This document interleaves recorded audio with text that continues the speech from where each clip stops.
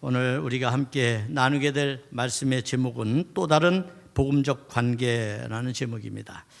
지난주에 우리는 복음적 관계에 관한 사람에 대해서 복음을 전할 때 제자들이 우리가 복음을 우리가 나눌 때 사람에 대하여 어떤 관계를 맺어야 되는가. 물론 그 나라마다 문화가 있고 여러 형식이 있습니다. 그렇지만 우리는 하나님의 나라를 지향하는 사람들이니 그 시대가 또 그 나라가 지향하는 것을 어떻게 극복해내고 초월해내는가. 이것은 우리 한국교회 초대교회 역사를 통해서도 우리가 증명된 바가 있죠. 가부장적 사회에 또 여성들에 대한 그러한 그런 무시와 그런 차등, 차별 이런 것을 어떻게 극복했는가 교회가. 이런 것이 사실적인 일입니다. 오늘 우리는 두 번째로 또 이 관계가 또 다른 관계로 갑니다. 이것은 실제적인 관계예요. 그건 재물에 관한 관계입니다. 오늘 우리가 인류 문명이 생기면서부터 인류 문명은 재물과 무척 가까이 될 수밖에 없었어요. 사회 구조가. 과거 1차 산업 농사를 지을 때에는 그냥 수렵채취는 가서 그냥 잡아서 먹기만 하면 되는데, 농사를 지으면 이 농사를 가지고 내가 다 먹는 게 아니라 그것을 물물 교환했죠. 필요에 따라서. 우리 집에는 이번에 고추를 심었는데 잘 안 됐어요. 그럼 다른 집에 고추 농사 지면 쌀과 바꿔서 먹고, 이제 이런 게 이제 경제적인 소통이었어요. 처음에. 그러니까 인간 사회는 그러한 교류와 소통을 통해서 발전해 온 거죠. 자, 그러면서 점점 경제가 발전했죠. 그 다음에 이제 동전이라는 걸, 엽전이라는 걸 만들었는데 그거 얼마나 갖고 다니기 힘들어요. 무겁고. 그러니까 그걸 이제 또 폐지하고 화폐를 만들죠. 화폐를 만들었는데 화폐도 들고 다니기가 매우 불편하거든요. 도난당하기도 쉽고, 그래서 만든 게 전자화폐를 만들었어요. 그래서 오늘날 여러분 뭐 카드를 쓰기도 하고 또 여러분이 핸드폰에 전자 저장해서 가서 쓰기도 하죠. 근데 이것도 불편한 거예요. 이걸 어떻게 하면 좀 편리하게 할 수 있을까? 그러다 보니 가상화폐가 이제 나왔어요. 그러니까 앞으로는 아마 이제 이런 종이와 화폐와 같은 것들이 이제 없어질 날이 머지 않았다. 이렇게도 우리가 볼 수가 있겠죠. 이런 변화. 근데 이런 모든 것들은 무엇을 위해 필요한 거예요? 인간과의 교류와 관계를 위해서 필요한 것이죠. 단지 내가 어떤 목적과 수단을 얻기 위한 것으로만 우리가 재물을 이해할 수는 없다는 거예요. 왜? 그렇게 되었을 때 어떤 문제가 생기느냐? 인간성, 도덕성, 윤리성이 파괴되어 버립니다. 너무 지나치게 우리가 돈하다 보니 어떤 일들이 생겼나요? 경제는 발전했습니다. 과학기술은 우리가 발전했습니다. 그런데 이면에 어떤 문제가 생겼어요? 인간에 대한 생명을 존중하지 않습니다. 인격적이지 않고 윤리와 도덕은 파괴되었고, 무엇인가 내가 얻기 위해서 수단과 방법을 가리지 않는 그러한 일들이 생기게 된 겁니다. 그러다가 관계가 단절되고 깨지게 된 거죠. 관계가 단절되고 깨지다 보니까 더욱더 자기를 지켜야 될 명분이 생긴 겁니다. 공동체가 무너진다고 하는 것은 비극입니다. 왜냐하면 공동체가 무너지는 순간 각자 도생이라는 개인 플레이가 발전하면서 자기 안에 점점 무엇인가 안전한 것을, 든든한 것을, 에너지와 힘을 갖기를 원하는 게 인간이거든요. 그러다 보니까 돈이 어느덧 권력이 되어버렸어요. 돈이 권력이에요. 자, 이런 상황에서 과연 하나님의 나라를 지향하고 있는 우리 크리스찬은 어떻게 이 재물과 돈과의 관계를 바르게 맺고 복음을 전해야 되는가? 이것이 오늘 이 시대의 또 다른 숙제다라고 말할 수 있고, 그것에 대한 해답을 주는 것이 오늘 본문이다라고 말할 수가 있습니다. 본문에 대한 호불호는 강합니다. 호불호는. 왜냐하면 본문에서 사실을 우리가 문자적으로 이해하게 되면 어쩌면 아마 여러분 다 떠나갈지도 몰라요. 교회를. 왜? 주님이 모든 것을, 가진 거 모든 걸 팔아서 가난한 사람들을 주고 나를 따르라 그랬거든요. 여러분 예수님의 제자잖아요. 내가 많은 것을 지금 가지고 있어요. 가진 것을 가지고 주님을 따르려고 하잖아요. 여기에 문제가 생기죠. 그래서 제가 여러분에게 성경을 문자적으로 읽으면 어떨 때는 좋을지 모르지만 어떨 때는 그것이 함정이 되고 스스로의 발목이 잡히는 일이 벌어지게 돼요.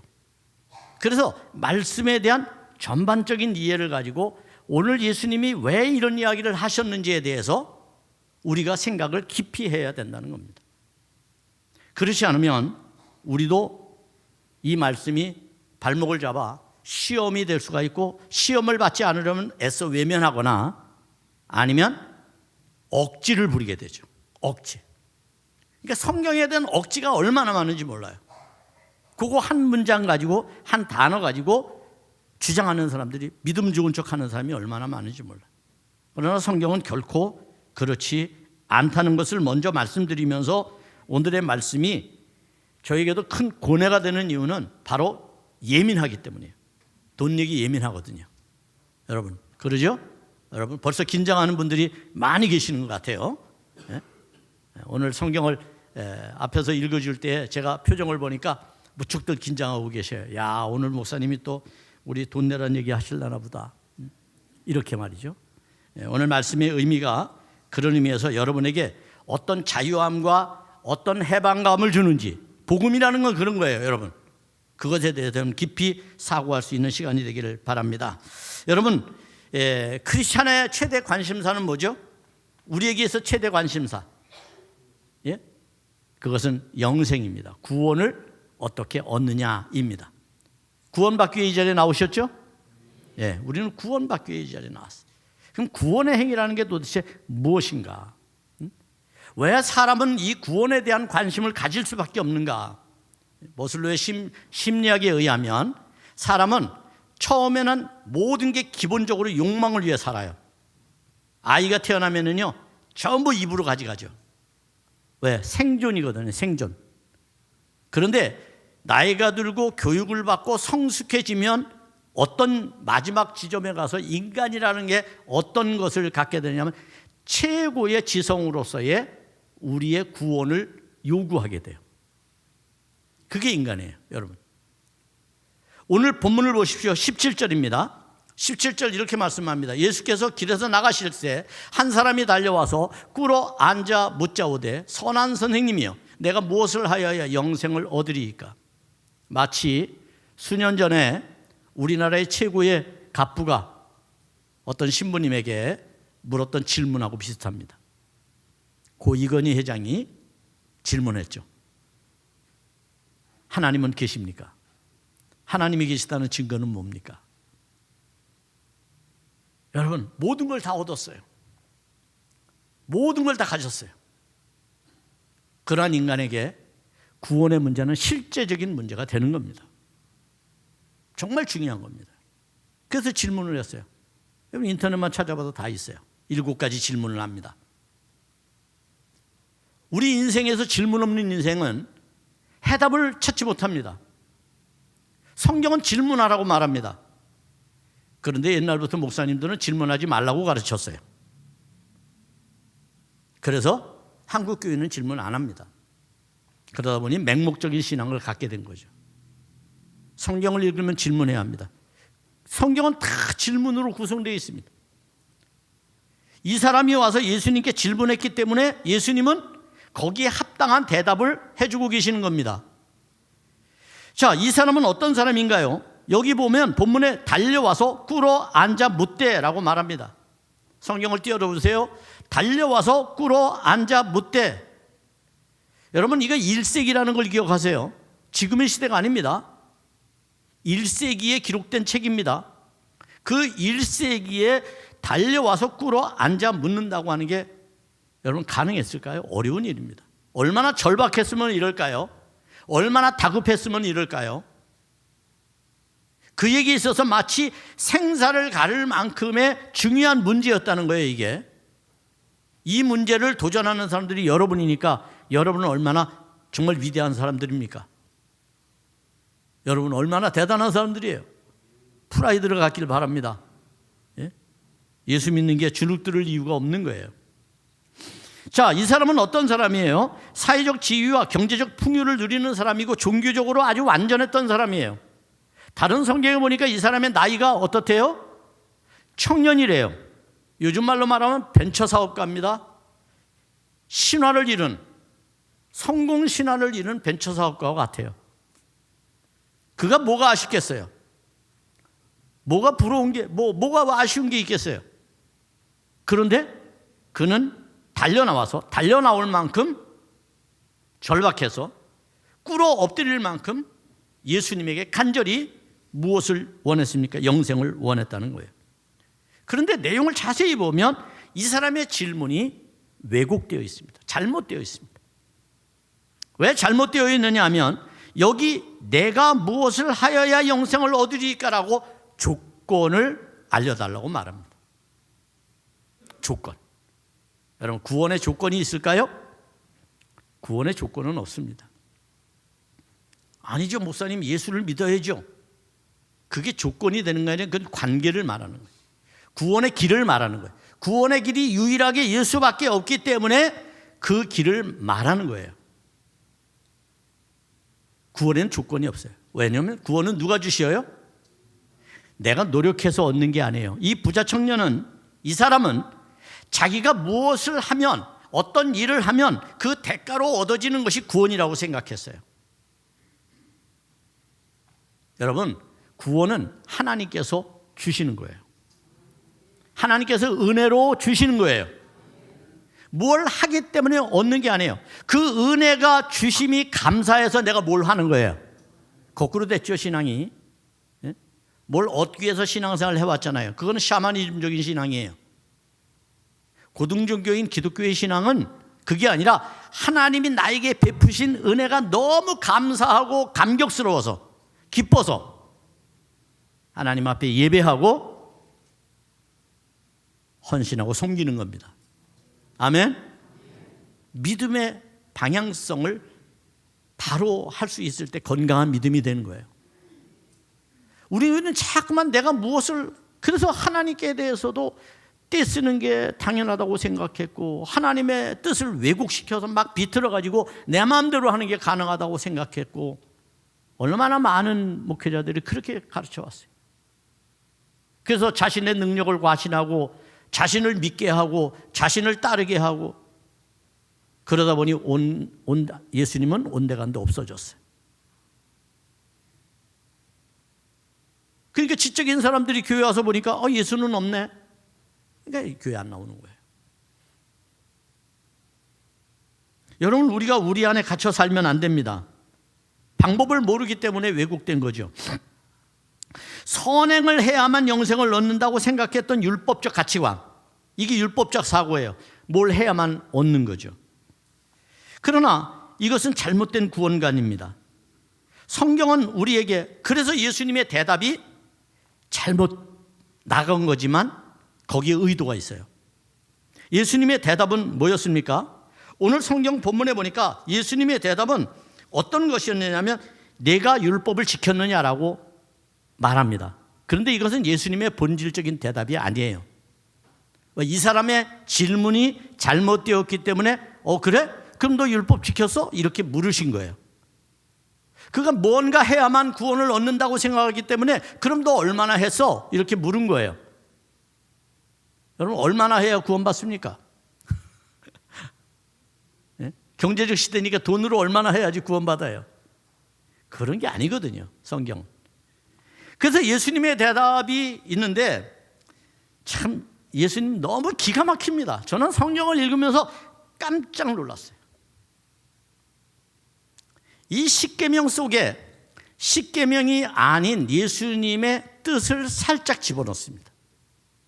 그게 오늘 성경의 본문의 18절, 19절에 나오는 말씀이에요. 18절, 19절에. 이건 뒤에 가서 다시 설명을 하도록 하겠습니다. 아무튼 중요한 것은 지금 예수님께 나와서 구원을 얻고자 하는 이 사람. 그런데 그는 또 틀린 질문을 하죠. 예수님에 대하여 뭐라고 말합니까? 선한 선생님이라고 말합니다. 여러분, 제가 늘 말하지만 성경에서 선하다는 것은 착한 행실을 말하기도 하지만, 그러나 성경에서 선함은 착한 행실보다 또 다른 의미가 있어요. 그것은 바로 뭐냐면 하나님 입장에서, 우리 입장에서 선함은 착한 일을 하는 거죠. 성경의 입장에서, 하나님의 입장에서 착한 일은 뭘까요? 우리를 구원하는 거예요. 당신의 독생자를 세상에 보내셔서 그를 십자가에 못 박게 하심으로 희생시켜서 우리를 구원하는 거예요. 그게 하나님 입장에서의 선함이에요. 그러니까 여기서 말하는 것은, 예수님은 이 사람이 영생을 물었기 때문에 나는 선하지 않다, 선한 것은 하나님밖에 없다 말하는 거예요.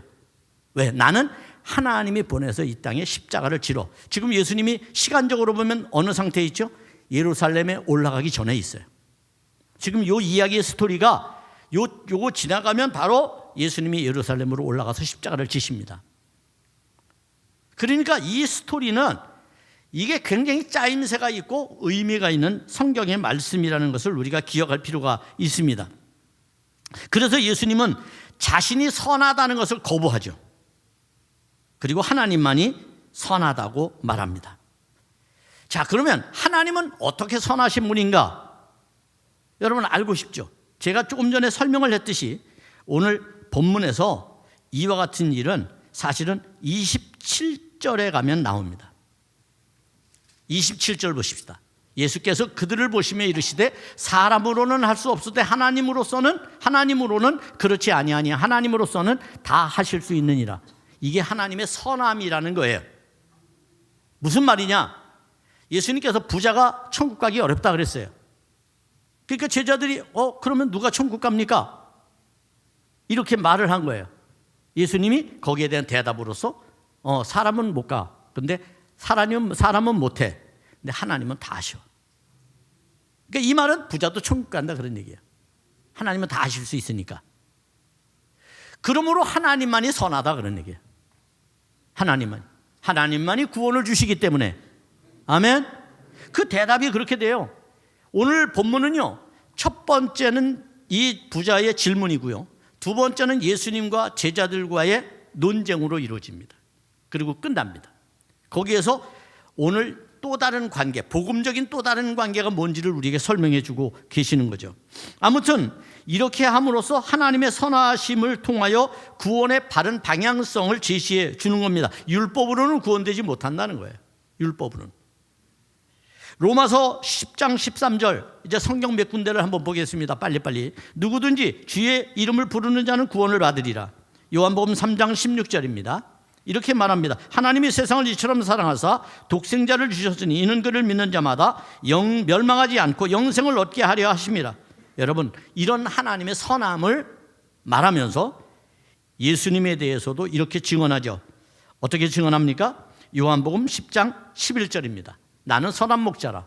선한 목자는 양들을 위하여 목숨을 버린다. 예수님이 십자가를 지는 행위를 선함의 행위로 본 것입니다. 그것이 뭡니까? 우리를 구원하기 위한 것입니다. 그렇습니다. 여러분, 우리가 하나님의 사랑은 제한이 없습니다. 하나님의 사랑은 누구든지입니다. 무한대입니다. 너무 커서 다 담을 수 없습니다. 찬송가 가사 중에 이런 게 있죠. 하늘을 두루마리 삼고 바다를 먹물 삼아도 그 하나님의 크신 사랑을 다 기록할 수가 없다. 얼마나 멋진 시입니까, 여러분? 그게 하나님의 사랑이에요. 자, 따라서 19절을 우리가 다시 한번 가겠어요. 의문을 이제 풀어야 됩니다. 19절에 보면 이렇게 말합니다. 내가 계명을 안 하니 살인하지 말라, 간음하지 말라, 도둑질하지 말라, 거짓 증언하지 말라, 속여 빼앗지 말라, 내 부모를 공경하라. 여러분, 10계명입니다. 이 중에 10계명이 아닌 게 살짝 끼어 있습니다. 뭐예요? 여기 10계명 아닌 게 들어있어요. 속여 빼앗지 말라. 바로 그것입니다. 지금 예수님께서 이 사람에게 하는 이야기는 뭐냐면 속여 빼앗은 것에 대하여 이웃에게 돌려주라는 겁니다. 네가 빼앗음으로 가난하게 만들었지? 그 사람에게 돌려주라는 얘기입니다. 그래서 이 사건이, 이 말씀이 엄청 중요한 겁니다. 복음적 관계를 여러분이 맺을 때 이웃의 돈을 빼앗고 예수를 전해줄 수는 없습니다. 이웃의 것을 토색하고 예수를 전해줄 수는 없고 구원의 관계를 형성할 수는 없습니다. 온전한 바른 관계는 정직하고 선함의 관계가 되어야 합니다. 그래서 성경은 우리에게 경제적 태도에 대하여 여러 가지 말을 하고 있다는 것을 알 수 있습니다. 오늘 이 속여 빼앗지 말라라고 하는 말이 여러분 어디에 또 나옵니까? 누가복음 19장 18절에서 삭개오에 대한 이야기를 통해서 이 말씀의 의도가 무엇인지를 말해주는 겁니다. 삭개오가 서서 주께 여짜오되 주여 보시옵소서, 내 소유의 절반을 가난한 자들에게 주겠사오며 만일 누구의 것을 속여 빼앗은 일이 있으면 내 갑절이나 갚겠나이다. 관계를 형성하는 것은요, 빼앗은 것을 돌려줄 때, 해코지 않은 것을 사과할 때, 잘못한 것을 용서 빌 때 가능해지는 거예요. 우리는 얼마나 이런 마무리를 잘했는가. 우리 대한민국에 아쉬운 것이 하나 있으면 다 좋아요. 그런데 아쉬운 것이 하나 있으면 역사에서 이런 과오를 철저히 반성 못하고 가진 자들에 의해서 넘어간 것. 그래서 수많은 아픔들이 아직도 이 땅에 절규하고 있다는 것. 여러분, 상을 당했다고 그러죠? 상이 뭔가요? 상이 슬퍼하는 거예요. 슬퍼하는 거. 그걸 상이라고 그러는 거예요. 왜 슬퍼해요? 죽음과 삶을 구분 짓는 작업이기 때문에 슬픈 거예요. 근데 이때 충분한 슬픔을 갖지 못하면 그게 심리학에서는 우울증으로 나타납니다.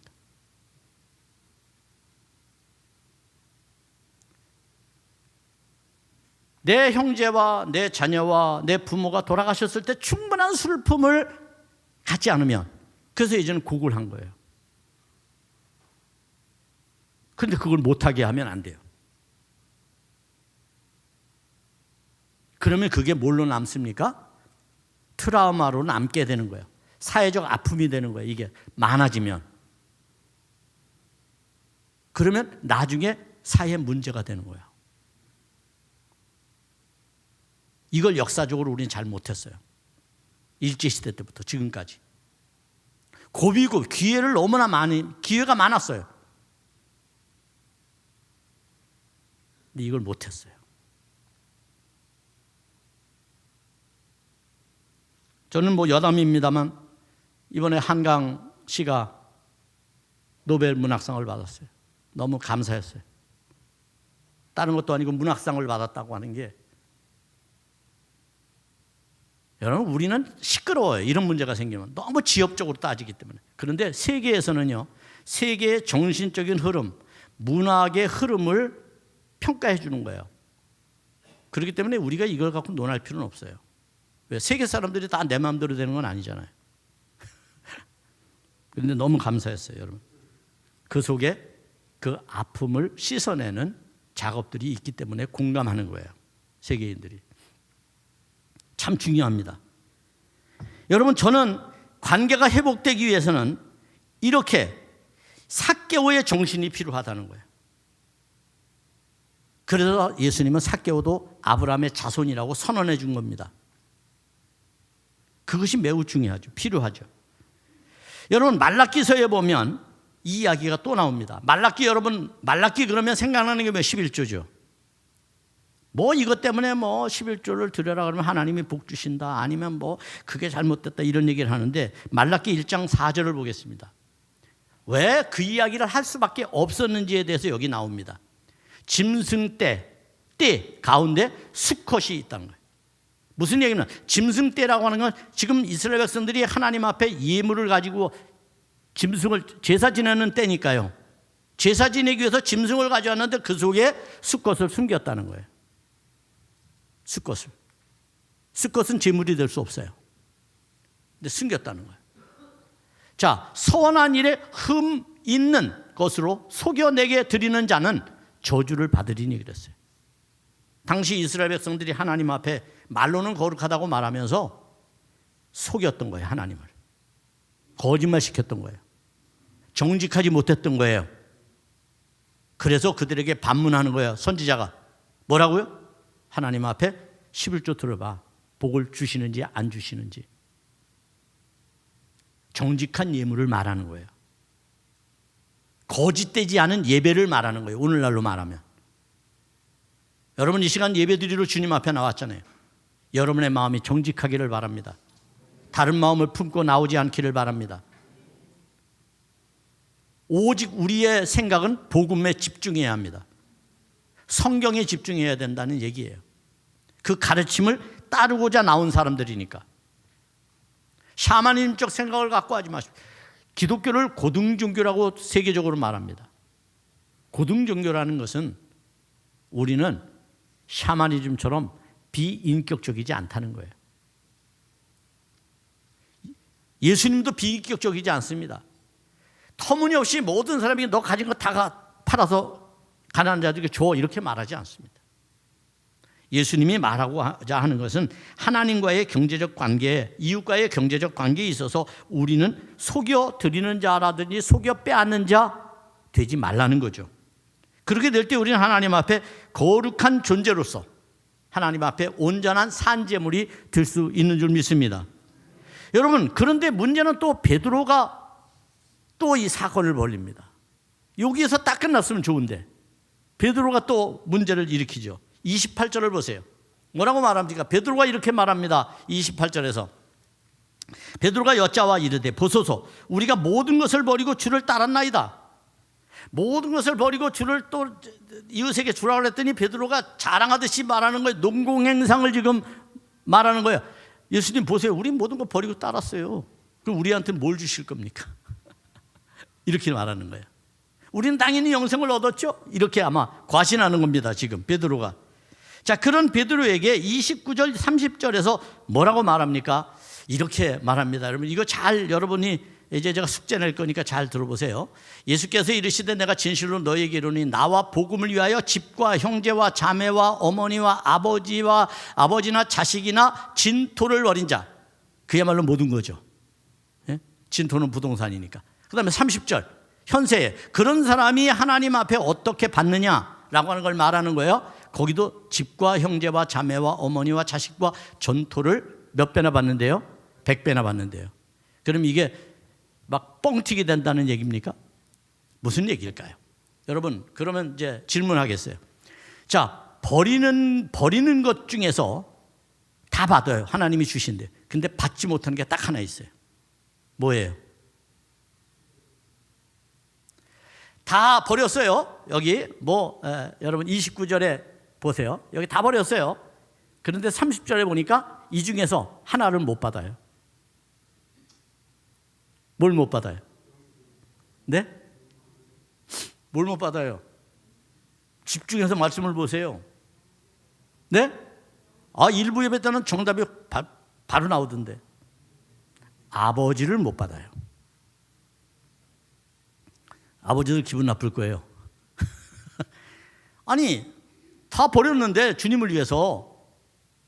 근데 아버지만 못 받아. 너무 궁금하지 않아요? 제가 말했죠. 성경은 1세기에 써진 거라고. 1세기의 문화적 배경은 가부장적 사회예요. 소위 말하면 경제적인 공평함, 평등함을 말하는 주님께서 아버지는 받으면 안 되는 거예요. 왜? 모든 게 가부장적 사회에서 누구로부터 와요? 아버지로부터 물려받는 것이기 때문에. 여기 함정이 있는 거예요, 여러분. 예수님의 말씀의 의도가 그래요. 그래서 서양에서는요, 최고의 부자들, 갑부들, 재벌들 다 부를 창출하고 난 다음에는 그것을 사회에 환원하죠. 98% 막 이렇게 환원을 해요. 나머지는 2%만 가져요. 이건 다른 말로 말하면 이런 얘기예요. 98%는 남 때문에 번 거고 내 능력은 2%밖에 안 된다, 그런 얘기예요. 예? 우리나라 재벌들이 이런 생각을 가지면 얼마나 좋을까요? 내 물건 누가 팔아줬으니까, 노동자들이 일해줬으니까, 예? 사회가 뒷받침해줬으니까 부자가 됐다는 의식을 가져야 되는데 그게 아니라 다 내 거야.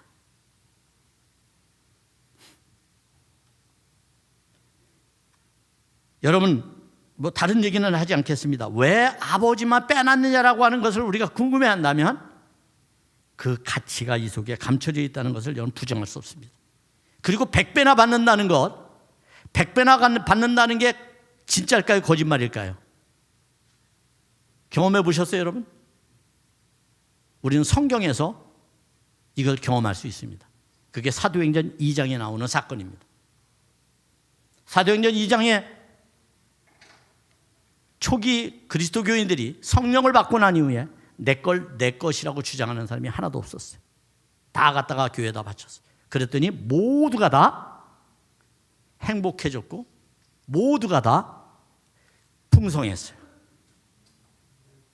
나 혼자 누릴 것을 함께 누리니 100배가 되는 거죠. 이게 성경의 가르침이에요. 10월 19일 우리는 이걸 실천해야 됩니다. 10월 19일 날 여러분이 이웃을 사랑한다는 거 보여주세요. 내가 하나님 앞에 전도의 열정을 가졌다는 거 보여주세요. 선교적 교회가 지상 과제인 것을 여러분이 실천해 보세요. 엄청난 일이 생깁니다. 엄청난 일이 생깁니다. 예배가 마치고 점심 식사하고 난 다음 여러분 홍보를 열심히 해주시고 그리고 오후 예배, 3부 예배 다 참석하세요. 그러면 제가 왜 이 축제가 중요하고 우리에게는 왜 이 일을 해야 되는지를 여러분들에게 납득이 가도록, 그리고 이 일을 먼저 우리보다 훨씬 먼저 했던 사람들은 어떤 지금 교회가 어떤 경험을 하고 있는지를 제가 생생하게 보여드리겠습니다. 여러분, 우리의 삶에서 복음적 관계는 사람과의 관계뿐만 아니라 재물과의 관계에서도 바르게 될 때 우리는 하나님의 거룩한 뜻을 나타낼 수가 있습니다.